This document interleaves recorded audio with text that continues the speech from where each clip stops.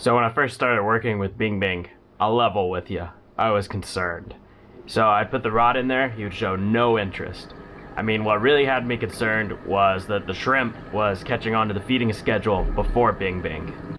And I began wondering if anyone would notice if I changed fish. But me and BingBing, we stuck it out, and we've made some great progress. I began by just putting the training rod in the water and rewarding him each time he came near it, even if he didn't do it intentionally.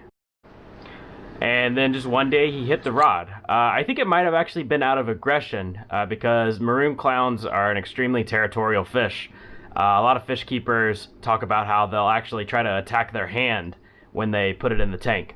But either way, I just went ahead and rewarded the behavior, and eventually he started to catch on. He began to associate the rod with food.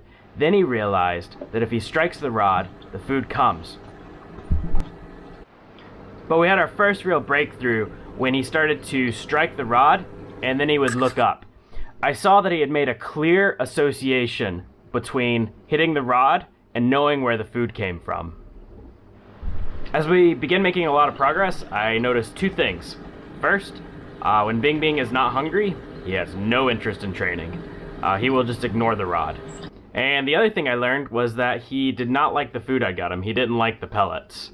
When I changed to flakes, his performance got much better.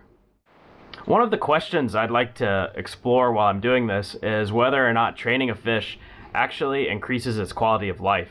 And this is something I've been discussing with the guys on fishlore.com. Because, you know, animals like dogs or cats, human interaction obviously increases the happiness of their life. And I'm kind of really curious to see if the same holds true for a fish. But I'm not entirely sure how to test that. If you have any ideas, let me know. So if you think this is a neat idea, be sure to subscribe so you can follow along. And also, you can follow my build threads on Reef2Reef or fishlore.com.